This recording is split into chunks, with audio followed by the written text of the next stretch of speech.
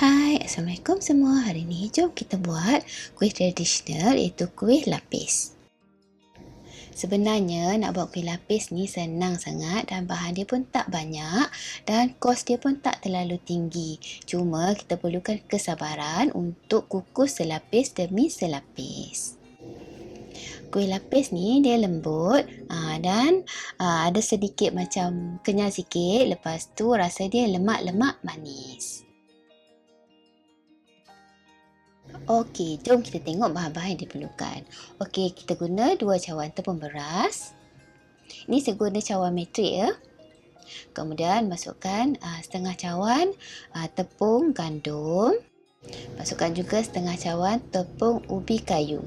Tepung ubi kayu ni dia akan jadikan tekstur kuih ni macam kenyal dan sedikit berkilat. Okey, kemudian masukkan 1 cawan gula, sedikit garam, 2 cawan santan pekat. Ini saya guna santan kotak. Lepas tu kita tuang santan tadi sambil kita kacau dengan bahan kering tu. Lepas tu kita masukkan 3 cawan air sambil kacau, sambil tuang tu kita kacau. Kita masukkan 1 sudu besar minyak masak. Okey, minyak masak ni kena masuk kalau guna santan kotak. Kalau guna santan segar tak payah masuk minyak lah sebab nanti dia akan keluar minyak dia sendiri. Okey, lepas tu kita kacau sampai adunan ni sebati dan kita macam gula kat bawah tu dah hancur. Kalau tak bunyi berpasir tu maknanya gula tu dah hancur. Okey, bila dah sebati kita tapiskan adunan tadi. Okey, adunan ni kita bahagi kepada 2 bahagian. Satu tadi tu yang plain saja tanpa warna dan yang kedua ni kita masukkan pewarna merah ataupun sirap ros. Lepas tu kita kacau supaya warna ni sebati. Okey, sediakan loyang. Ni saya guna loyang 8x8 inci. Dekat bawah tu saya dah alas dengan plastik. Lepas tu kita sapu dengan sedikit minyak. Ini supaya kita punya kuih ni dia tak melekat bila kita kukus nanti. Sapu dekat tepi-tepi dia sekali ya, bukan dekat bawah je. Okey, lepas tu masukkan ke dalam pengukus. Okey, pastikan air dalam pengukus ni dah mendidih terlebih dahulu sebelum kita mula mengukus. Okey, kemudian tuang 3/4 cawan adunan tadi. Kita mula dengan yang putih dahulu. Okey, kalau ada nampak dekat tepi tu macam yang tak rata kan, kita macam tolak-tolak lah guna spatula tu supaya dia rata dekat bawah. Okey, lepas tu kita kukus selama 8 minit. Okey, lepas 5 minit macam tu kita kukus, kita lap penutup pengukus ni sebab kat situ ada air kan, ada wap dia tu, nanti wap tu akan kena dekat kuih. Kalau balut penutup tu, proses ni tak payah buat ni sebab saya tak balut, kena buat kerja lebih sikit lah. Lepas tu kita sambung kukus sampai layer yang pertama ni masak. Satu lagi tips, setiap kali kita nak buat layer ni, adunan tu kita kena kacau tau sebab kita guna tepung beras. Tepung beras selalunya dia akan mendap dekat bawah. Okey, jadi sebelum kita tuang dalam cawan tu, kita kena kacau-kacau dia dulu. Okey, ini pun sama, saya guna 3/4 cawan juga.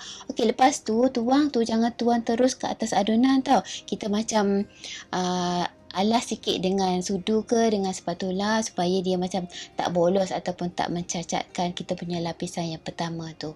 Okey, lepas tu kita ulang proses sehingga kita punya lapisan ni habis. Okey, ini satu lagi tips. Tempoh masa mengukus tu saya bagi anggaran 8 minit tapi ini anggaran sahaja. Untuk confirmkan lapisan tu dah masak ke belum, kita boleh sentuh sikit. Kalau dia macam dah kering tu maknanya lapisan tu dah masak, kita boleh tuang lapisan yang seterusnya. Jangan pakai 8 minit.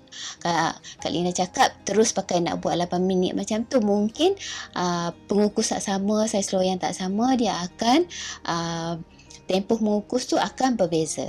Okey, lepas tu kita letak adunan yang putih ni, sambung kukus sehingga masak.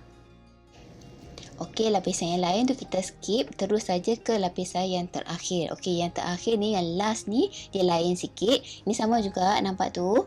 Kena kacau-kacau juga sebelum kita tuang ke dalam loyang. Okey, sama juga tuang dengan cermat. Jangan kalut-kalut. Nanti bocor pula kita punya adunan tu, tak cantik. Okey, kita tuang adunan tadi. Lepas tu yang last ni kita kena kukus selama 25 minit supaya kita punya kuih ni akan masak secara keseluruhan. Okey, semua layer ni akan masak dengan sempurna. Okey, tu siap-siap time lagi dekat handphone. Yang ni sama juga, sebab kita nak kukus masa yang lama, lebih kurang 5 ke 8 minit macam tu, kita boleh lap-lap dia punya penutup. Lepas tu, sambung kukus sehingga masak. Sekarang kuih kita dah masak, dah cukup 25 minit dah. Tapi jangan tutup api lagi tau. Kita sambung lagi kukus selama 5 minit. Tapi dengan tanpa penutup. Kita biar dia tengah-tengah macam tu dengan ada api kat bawah. Sambung kukus 5 minit. Tips supaya permukaan kuih lapis ni dah akan kering sedikit dan insyaAllah kuih ni akan lambat basi. Okey, nampak sekarang ni dah cukup 5 minit. Dia punya permukaan tu dah kering dan warna dia lebih terang daripada yang sebelum ni. Okey, kita angkat kuih lapis ni dan biarkan kuih ni sejuk lebih kurang 4 jam macam tu sebelum kita potong. Cara untuk keluarkan kuih lapis ni daripada loyang, kita cuma angkat terus saja dengan plastik. Sebab dah lapis dengan plastik tadi kan. Okey, proses ni lebih senang. Dan tips untuk potongan kuih yang cantik dan kemas, kita guna pisau plastik. Kalau guna pisau besi tu, nanti dia macam melekat dekat mata pisau tu dan nampak comot lah. Resepi kuih lapis ni kita guna tepung ubi, jadi dia punya tekstur tu akan lain sikit dan berbeza daripada yang guna tepung gandum sahaja dan juga tepung jagung. Dia lembut tapi dia macam ada kenyal sikit. Jadi rasa dia akan lebih sedap. Okey, lepas tu kita boleh potong ikut kreativiti masing-masing. Kuih lapis tradisional ni berwarna merah dan putih adalah simbolik kepada warna jalur gemilang bersempena bulan kemerdekaan negara kita. Okey, bagi rakyat Malaysia yang menonton video ni, belanjalah like sikit, barulah patriotik. Okey, bagi yang sporting, saya ucapkan ribuan terima kasih. Di kalangan penonton channel ni, ada tak rakyat Malaysia yang tinggal di luar negara? Okey, komen dekat bawah tinggal dekat negara mana. Okey, terima kasih menonton. Selamat mencuba. Jangan lupa like, subscribe, komen dan share. Selamat Hari Kemerdekaan bagi negara kita. Malaysia, tanah airku.